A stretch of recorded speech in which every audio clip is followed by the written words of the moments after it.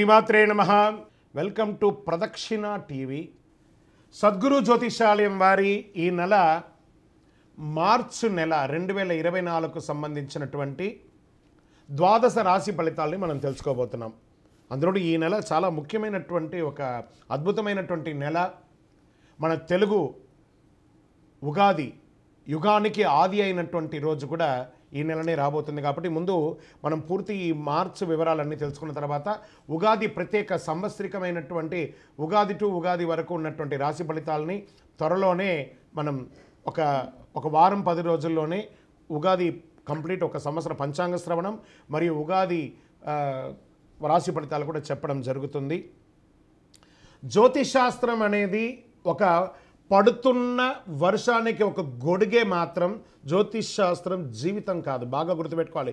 మీ యొక్క జాతకం మీరు తెలుసుకోవాలనుకున్నటువంటి వాళ్ళు ఇక్కడ మనం చెప్పబడేదంతా కూడా గోచార గ్రహస్థితులు అన్నింటినీ దృష్టిలో పెట్టుకొని చెప్తాం. ఒకరిని ఎక్కువ ఒకరు తక్కువ అని కదా, అన్ని వర్గాల వాళ్ళని. ఇది ఒక మ్యాథమెటిక్స్ అండి. చక్కగా దీన్ని గణించి ఏ గ్రహాలు ఈ నెల ఏ గ్రహాలు ఏ పాదాలు ఎక్కడెక్కడ వారి ప్రయాణం ఉంది, ఆ గ్రహాల యొక్క ప్రయాణం వల్ల ఆ రాసులకి ఎలా జరుగుతుందని నిర్ణయించే ఒక ఇది. ఏదో గాలికి చెప్పి అలా కెమెరాల ముందర వచ్చి చెప్పే కాదు ఈ పద్ధతి. చంద్రమౌళి వెంకటేష్ శర్మ ఒక ప్రిడిక్షన్ ఇస్తున్నారంటే దాంట్లో ఏదైనా ఒక ప్రమాణం ఉండాలి. చాలా పెద్ద పెద్ద వాళ్ళతో డిస్కస్ చేస్తాం ఈ నెల ఎలా ఉంటుంది, మహామహా పండితులతో డిస్కస్ చేసి దీన్ని తీసుకొచ్చి పెట్టడం జరుగుతుందండి. ఇది మీ యొక్క వ్యక్తిగత జీవితానికి ఒక 40% మాత్రమే వర్తిస్తుంది ఈ యూనివర్సల్ ప్రిడిక్షన్.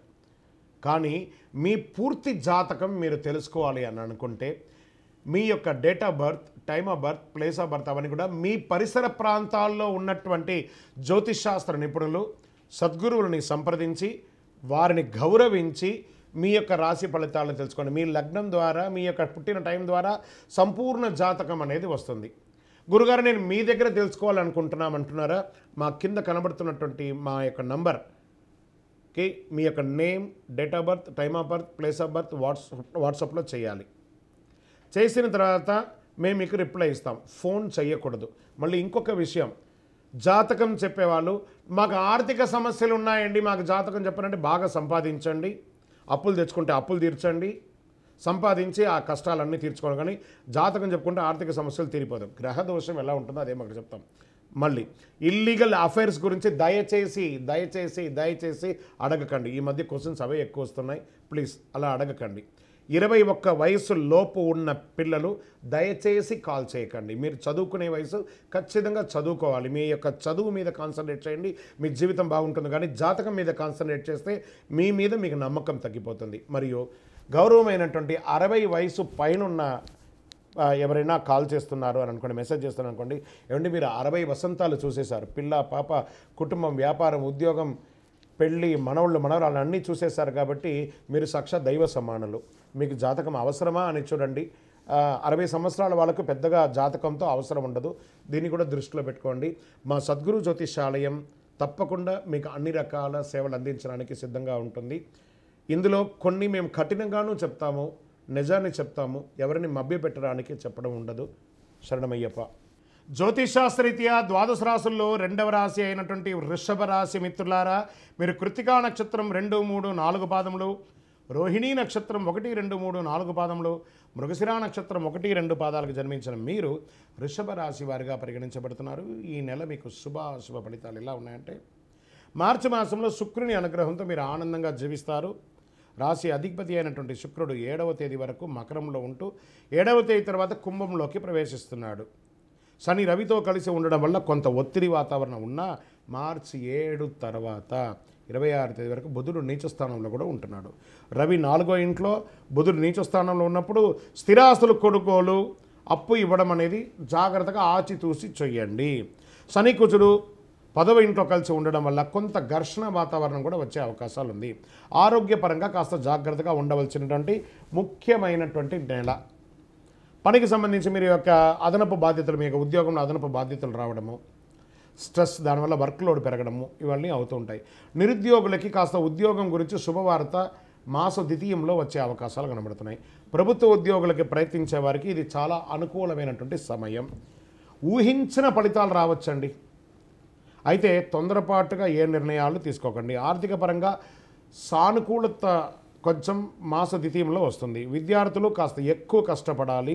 చదువు కోసం విదేశాలకు వెళ్ళాలనుకున్న వాళ్ళు మీ యొక్క యూనివర్సిటీని చక్కగా ఒకసారికి 2 సార్లు చెక్ చేసుకొని డాక్యుమెంటేషన్ అంతా చూసుకొని వీసాకు అప్లై చేయండి. రెండవ వారంలో ఈ నెలలో ఉద్యోగ అవకాశాలు, కొత్త ఉద్యోగాల కోసం ట్రై చేసిన వాళ్ళకి అవకాశాలు వస్తున్నాయి. అగ్రిమెంట్స్ వేసుకోవడము, లేదా ఈ బ్యాంక్ లోన్స్కి అప్లై చేయడం, చిట్ ఫండ్స్ తీసుకోవడం, ఇవన్నీ బాగా డాక్యుమెంట్ చెక్ చేసిన తర్వాత చేయండి. విదేశాలకు వెళ్ళే వాళ్ళకి ఇది ఒక మంచి ఇది అవకాశము. కొత్త వాహనాలు కొనే వాళ్ళకి అవకాశము. వ్యాపారంలో ఉన్న వాళ్ళకి కాస్త స్ట్రెస్ ఉంటుంది. కొత్త వ్యాపారాలకు వెళ్ళకండి, ఉన్న వ్యాపారమే బాగుంది. రియల్ ఎస్టేట్ మిశ్రమం, అకాల భోజనం అయితే వస్తుంది. ఐటీ రంగం వారికి, మీడియా రంగం వారికి కాస్త మిశ్రమంగా కూడా ఉంటుంది. మీరు జాతకం ఎందుకు తెలుసుకోవాలనుకుంటున్నారో మీ యొక్క పేరు, వివరం, date of birth, time of birth, place of birth కింద నెంబర్కి వాట్సప్ చేయండి. ఇంకను మీ యొక్క 5 అనే ఒక నెంబర్ మీకు లక్కీ నెంబర్గా కూడా చెప్పచ్చు. రైతులకి ఇది చాలా మంచి కాలం, కళాకారులకు కూడా చాలా బాగుందని చెప్పచ్చు. బుధవారం మీకు చాలా కలిసి వస్తుంది. నంబర్ 9 అనేది మీకు లక్కీ నంబర్ అని కూడా చెప్పచ్చు. పింక్ కలర్ మీకు కాస్త ఆందోళన తగ్గించే అవకాశాలు కనబడుతున్నాయి. చంద్రాష్టమం మార్చి 4/3/2024 4:21 మధ్యాహ్నం నుండి 6/3/2024 8:28 వరకు చంద్రాష్టమం. ఇదే నెల మళ్ళీ రెండోసారి మీకు చంద్రాష్టమం వస్తుంది.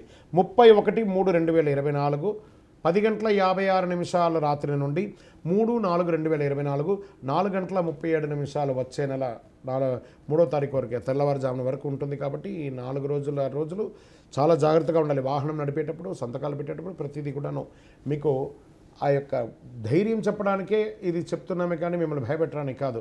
చంద్రాష్టమి రోజు జాగ్రత్తగా ఉండి తీరాలి. మరి ఏమైనా పరిహారం చేయాలా మేము అంటే, మీ పరిసర ప్రాంతాల్లో ఉన్నటువంటి అమ్మవారి దేవాలయానికి వెళ్ళి దర్శనం చేసుకోండి. ఒక గొడుగు పేదవాళ్ళకి దానంగా ఇవ్వండి. ఇంకనూ సకల దోషాలు తొలగి ఆనందంగా ఉండడానికి నవమూలిక సిద్ధ ధూపంతో ధూపం వేయండి. విజయోస్తు.